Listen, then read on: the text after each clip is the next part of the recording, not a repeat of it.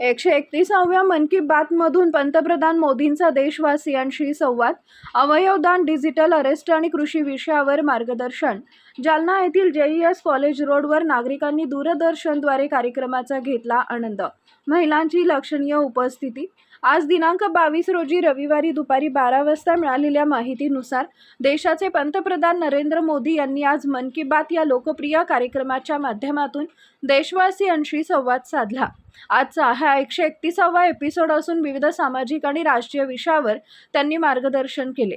आजच्या मन की बात कार्यक्रमात पंतप्रधानांनी अवयव दानाचं महत्त्व अधोरेखित करत नागरिकांना जीवनदानाच्या या पवित्र कार्यासाठी पुढाकार घेण्याचं आवाहन केले. तसेच वाढत्या सायबर गुन्ह्यांच्या पार्श्वभूमीवर डिजिटल अरेस्ट सारख्या फसवणुकींपासून सावध राहण्याचंही त्यांनी सांगितलंय.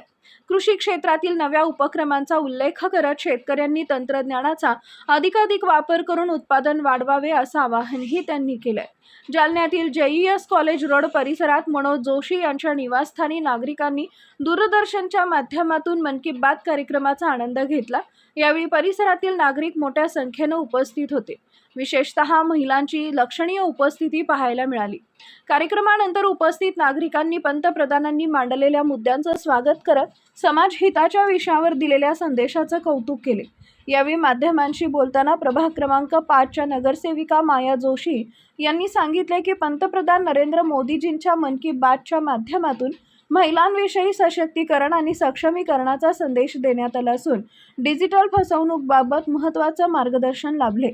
तर नगरसेवक अक्षय गोरंट्याल यांनी सांगितले की इतिहासात मोदीजी पहिले पंतप्रधान आहेत जे आपल्या देशवासियांसाठी मन की बातच्या माध्यमातून वेगवेगळ्या मुद्द्यांवर मार्गदर्शन करून जनजागृती तसेच देशवासियांना संदेश देत आहेत.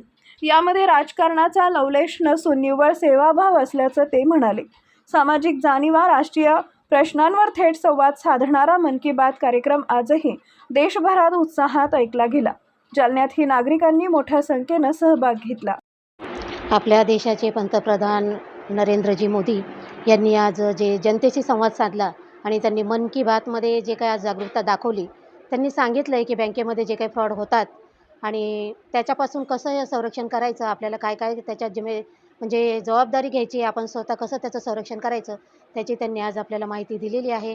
आणि अवयवदानावर पण त्यांनी खूप चांगलं सांगितलं आहे की अवयवदानापासून कसं कितीकच लोकांचे जीव आपण वाचवू शकतो आणि त्याच्यातून बरेच जणांचे जीव वाचतात. म्हणून आपल्याला अवयवदानावर पण लक्ष केंद्रित करायचं आहे. माझा प्रभाग क्रमांक 5 आहे, याच्यामध्ये आम्ही आज ही कार्यक्रम घेतलेला आहे.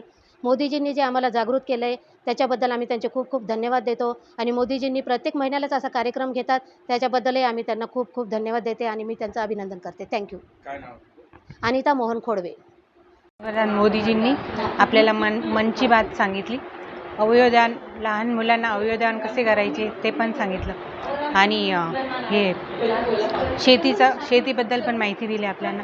सेंद्रिय शेती, डिप्स, हे छोट्या जागेत छोट्या शेतीत कशी शेती करायची आपण ते सांगितलं. फळं भाजीपाला कसा उगवायचा, कसं करायचं ते सगळं आपल्याला सांगितलं. मी सुनीता काळे. बहुत अच्छा लगा. मोदी जी ने आज बहुत अच्छा हमको दिखाया कि बैंक में कुछ कुछ क्या फ्रॉड होता है और किसको सहायता करना है. हम सब अच्छा करने वाले हैं.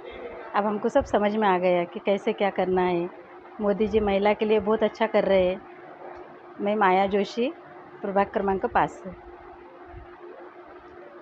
मोदी जी के मन की बात के द्वारा एक डिजिटल अरेस्ट, अर्थात जो आजकल डिजिटली दुरुपयोग करके कुछ लोग जो फ्रॉड कर रहे उससे सावध रहने के लिए मोदी जी ने हमारे सभी महिलाओं का, सबसे विशेष इसमें ज़्यादा फ्रॉड्स होते हैं जिसमें हमारी बेचारी जो घर की जो महिला होती है, बुजुर्ग हमारे होते हैं, इनके साथ ये जो डिजिटली लोग फ्रॉड करते हैं उसके एक अवेयरनेस कि ऐसा फ्रॉड आपके साथ ना हो, उसी के साथ हम सभी का उन्होंने इसमें मार्गदर्शन किया है. साथ ही साथ जो खिलाड़ी है, जो अलग अलग, जैसे पंजाब का खिलाड़ी आज इटली में खेल रहा है, इस तरीके से स्पोर्ट्स को एक उन्होंने वहाँ पे संबोधित किया है.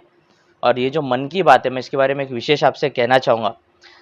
आज तक इतिहास में मोदी जी पहले प्राइम मिनिस्टर है जो इस तरीके से टेलीविज़न पर आकर अपनी जो जनता है, अपनी जो जनार्दन है, इसे खुद होकर संबोधित करते, इसे गाइडेंस करते. इसको मन की बात को कुछ लोग एक राजकीय दृष्टि से देखते, पर मैं इसको राजकीय दृष्टि ने एक सेवेकरी दृष्टि से देखता हूँ.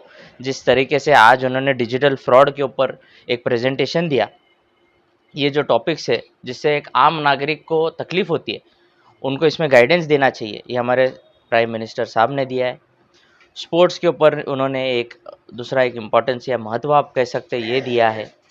एक होली में गो स्वदेशी का एक जो नारा मोदी जी ने आज दिया है, अर्थात मैं आपसे यही कहना चाहता हूँ कि जैसा मोदी साहब ने कहा है उसी तरह इस होली भी हम स्वदेशी और स्वदेशी पद्धत से मनाएं, जो हमारे भारतीय संस्कृति है।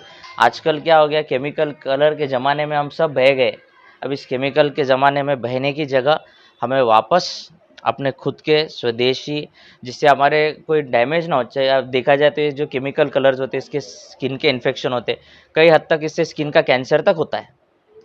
लेकिन जो हमारे पारंपरिक सांस्कृतिक जो हमारे होली के जो रंग होते थे, पहले जो सूखी होली होती थी या जो रंग होते थे, इससे कोई प्रकार का कैंसर नहीं होता था, कोई प्रकार का स्किन का तकलीफ नहीं होता था, उल्टा इससे स्किन अच्छी होती थी। इस प्रकार के कलर हम लोग यूज़ किया करते थे। इसीलिए मैं आप सभी से इसी माध्यम से विनती करूँगा कि आप भी ये होली स्वदेशी होली मनाएं, और साथ ही साथ विशेषकर हमारे साथ जो हमारे पैनल से चुन के आए मायाताई, उनका मैं विशेषकर आभार मानूंगा कि जो मन की बात का जो आज प्रोग्राम था, आज मायाताई जोशी के घर पे रखा गया है, जहाँ पे जग्गू दादा, खोड़वे मैडम, मैं और या इस वार्ड की जितनी मायाताई की सभी महिला मंडल मित्र, सभी उनकी सहेलियाँ, या उन्होंने सुबह से परिश्रम करके सबको यहाँ जमा किया और सबको मन की बात का चैनल दिखाया, सबका उन्होंने यहाँ एक बहुत अच्छा नाश्ता रखा। इसके लिए मैं विशेषकर इनका आभार मानता हूँ। अपने शब्दों को मैं विराम देता हूँ। जय श्री राम, जय हिंद, जय महाराष्ट्र।